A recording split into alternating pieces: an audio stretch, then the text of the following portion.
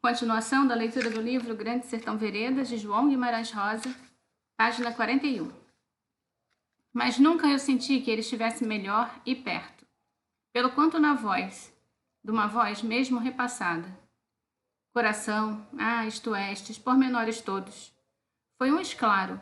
O amor, já de si, é algum arrependimento. Abracei de Adorim, como as asas de todos os pássaros. Pelo nome de seu pai, Joca Ramiro, eu agora matava e morria, se bem. Mas de Adorim mais não cumpriu o que mais não explicava. E quem sabe, para deduzir da conversa, me perguntou: Riobaldo, se lembra certo da senhora sua mãe? Me conta o jeito de bondade que era dela. Na ação de ouvir, digo ao senhor, tive um menos gosto na ação da pergunta. Só faço o que refugo, sempre quando outro quer direto saber o que é o próprio, o meu no meu. Mas desci disso um minuto, vendo que só mesmo de Adorim era que podia acertar esse tento, em sua amizade e delicadeza. Ao que entendi, assim devia de ser. Toda mãe vive de boa, mas cada uma cumpre sua paga prenda singular, que é a dela e dela, diversa bondade. E eu nunca tinha pensado nessa ordem. Eu achava, para mim, que minha mãe era minha mãe, essas coisas. Agora eu achava. A bondade especial da minha mãe tinha sido a de amor constando com a justiça, que eu, menino, precisava. E a de mesmo não punir meus demaneios, querer-me bem as minhas alegrias. A lembrança dela me fraseou. Só face do momento, feito grandeza cantável, feito entre madrugar e amanhecer. Pois a minha eu não conheci, de Adorim prosseguiu nos dizer. E disse com corteza simples, igual quisesse falar. Barra, beiras, cabeceiras, fosse cego de nascença.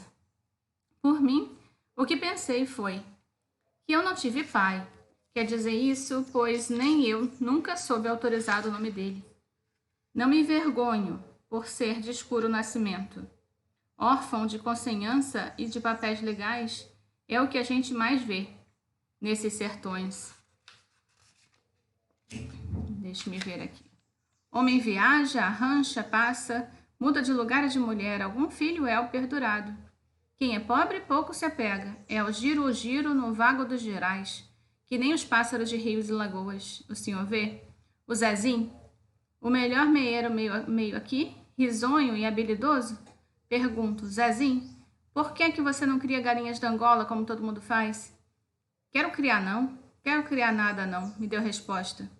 Eu gosto muito de mudar. Está aí, esta está com uma mocinha cabloca em casa, 2 filhos dela já tem. Belo um dia ele tora, é assim.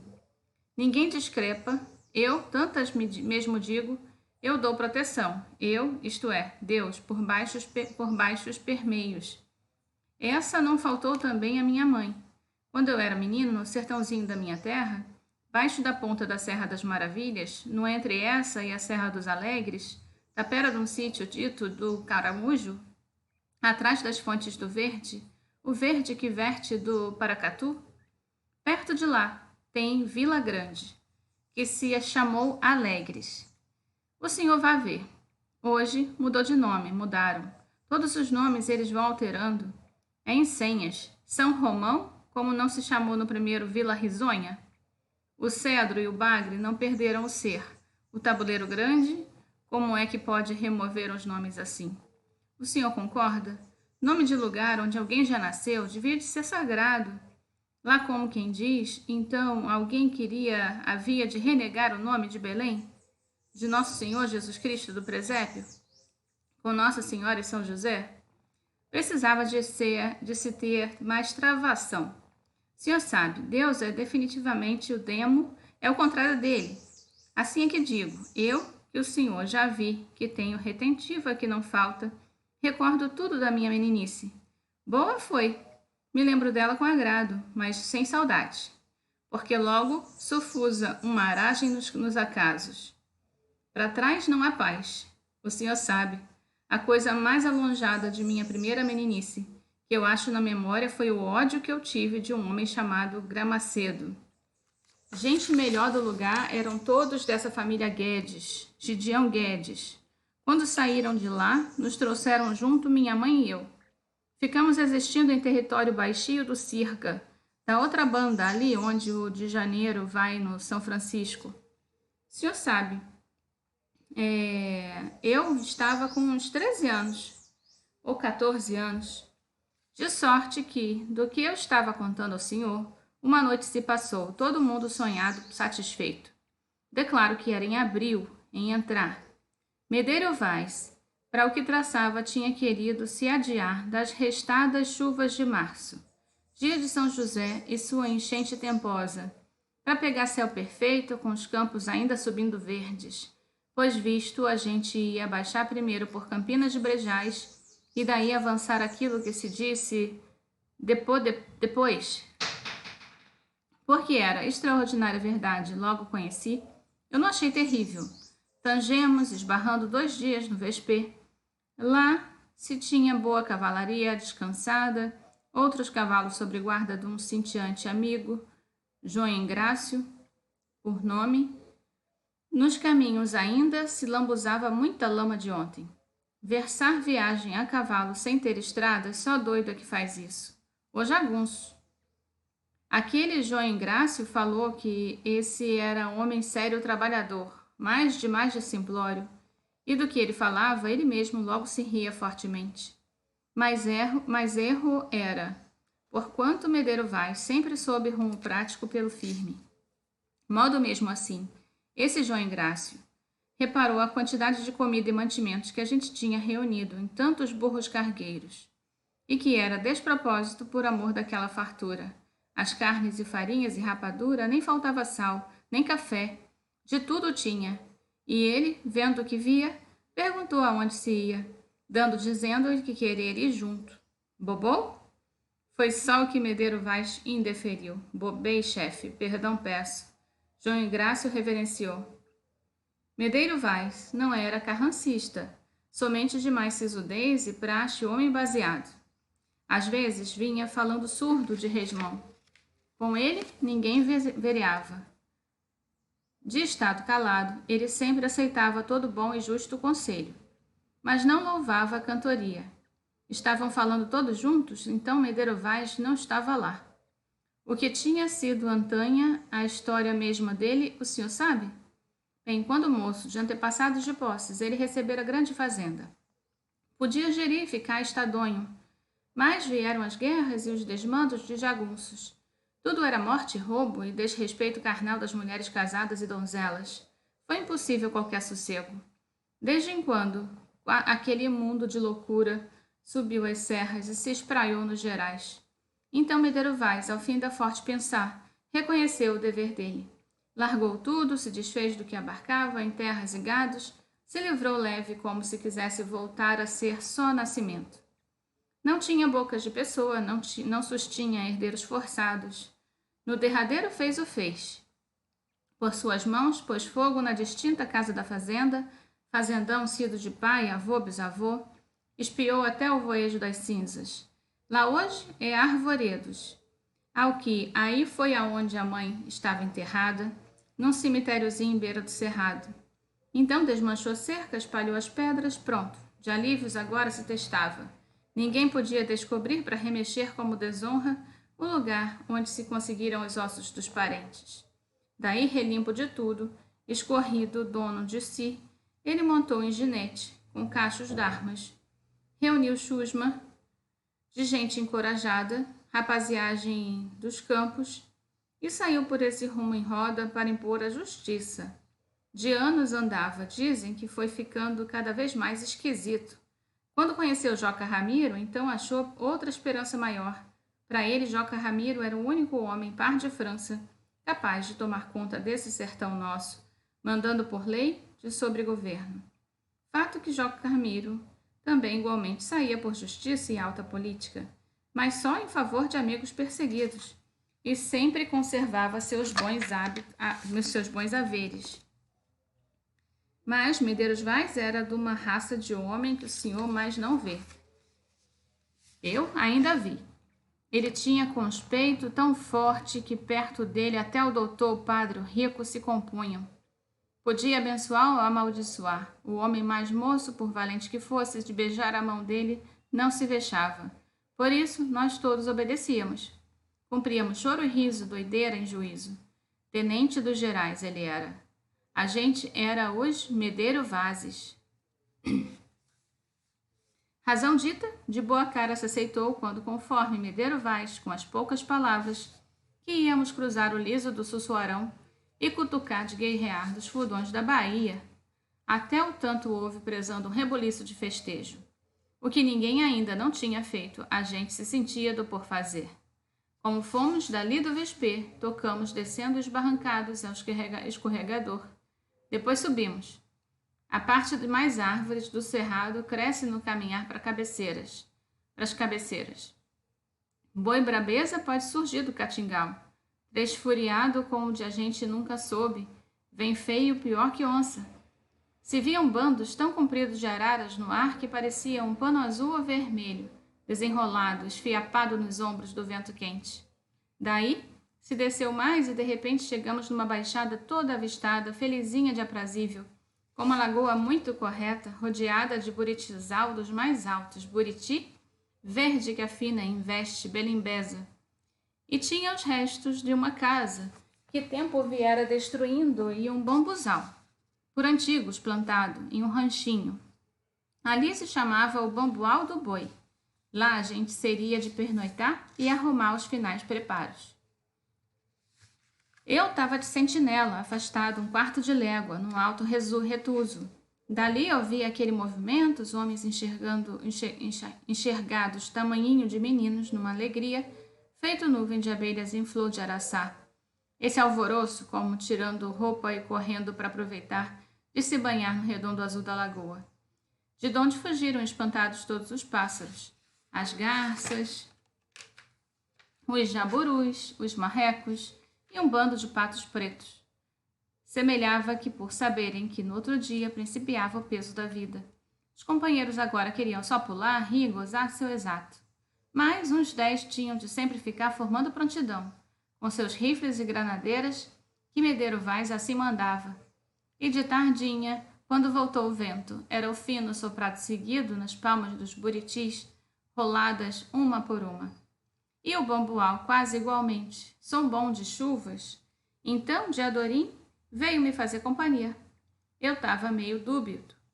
Talvez quem tivesse mais receio daquilo que ia acontecer fosse eu mesmo, confesso. Eu cá não madruguei em ser corajoso. Isso é, coragem em mim era variável.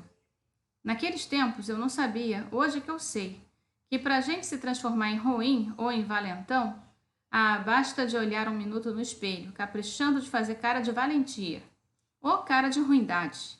Mas minha competência foi comprada a todos os custos, caminhou com os pés da idade. E digo ao Senhor, aquilo mesmo que a gente receia de fazer quando Deus manda, depois quando o diabo pede, se perfaz. O danador. Mas de Adorim estava a suaves. Olha, Riobaldo, me disse, nossa destinação é de glória. Em hora de desânimo, você lembra de sua mãe. Eu lembro do meu pai. Não fale nesses de Adorim. Ficar calado é que é falar nos mortos. Me faltou certeza para responder a ele o que eu estava achando. Que vontade era de pôr meus dedos de leve nos meigos olhos dele, ocultando, para não ter de tolerar de ver, assim, o chamado. Até que ponto esses olhos, sempre havendo aquela beleza verde, me adoecido tão impossível. Dormiu-se bem, de manhãzinho, moal de aves e pássaros em revoo, e pios e cantos. A gente toda discorria, se esparramava atarefados, ajudando pro derradeiro. Os bogós de couro foram enchidos de nascentes de lagoa, os enqueridos nas notas dos burrinhos. Também tínhamos trazido jumentos, só modo de carregar o peso. Os cavalos ainda pastavam um pouco no capim-grama que tapava os pés deles. Se dizia muita alegria. Cada um pegava também sua cabeça d'água e na capanga do diário de valer com que comer. Paçoca. Medeiro Vaz, depois de não dizer nada, deu ordem de seguida. Primeiro, para adiante, foi uma turma de 5 homens, a patrulhazinha. Constante que com a gente estavam 3 bons rastreadores, Suzarte, Joaquim Beiju e Tipote. Esse Tipote sabia meios de descobrir cacimbas e grotas com o bebível. O Suzarte desempenhava um faro de cachorro-mestre e Joaquim Beiju conhecia cada recanto dos Gerais, de dia e de noite, referido deletreado, quisesse podia mapear, planta, tudo. Saímos semoventes. 6 novilhos gordos a gente repontava. Serviam para carnear em rota. De repente, com a gente se afastando, os pássaros todos voltados no céu, que desciam para seus lugares em ponto nas frescas beiras da lagoa. A papeagem do buritizal, que leque é. A ave e o sol, um pulo de avanço, longe da banda de trás, por cima dos matos, rebentava aquela grandidade, dia desdobrado. Em o que afundamos num cerrado de Mangabal, indo sem volvência, até perto da hora do almoço. Mas o terreno aumentava de soltado. E as árvores iam se abaixando menorzinhas, arregaçavam, saía do chão. De vir lá, só algum tatu, por mel e mangaba. Depois se acabavam as mangabaranas e mangabeirinhas, ali onde o campo largueia. Os urubus em vastos passeavam, de acabou o capinzal de capim redondo e paspalho, e paus espinhosos que meios em moitas daqueles de prateados feixes, capins assins. Acabava o gramial, naquelas paragens pardas, aquilo vindo um poucos, dava um peso extrato, o mundo se envelhecendo. No descampe. Acabou o sapê brabo do chapadão. A gente olhava para trás, daí o sol não deixava olhar rumo nenhum. Eu vi a luz, castigo, um gavião andorim. Foi o fim de pássaro que a gente divulgou. Achante, pois, se estava naquela coisa. Taperão de tudo, fofo, acado, arrevesso. Era uma terra diferente, louca, e uma lagoa de areia. Onde é que seria o sobejo dela, confinante? O sol vertia no chão. Com sal, esfaicava. De longe, vês capins mortos e uns tufos de seca planta. Feito cabeleira sem cabeça. As elastrava à distância adiante um amarelo vapor, e fogo começou a entrar com o ar nos pobres peitos da gente. Eu exponho ao Senhor que o sucedido sofrimento sobrefoi, já inteirado no começo, daí só mais aumentava. E o que era para ser, o que é para ser, são as palavras. Ah, por quê? Porque juro que, pontual nos instantes de um raso pisar, um sujeito dos companheiros, um João Bugre, me disse, ou disse a outro do meu lado, o Hermógenes tem pauta, ele se quis com o capiroto. Eu ouvi aquilo demais, o pacto. Se diz, o senhor sabe, bobeia.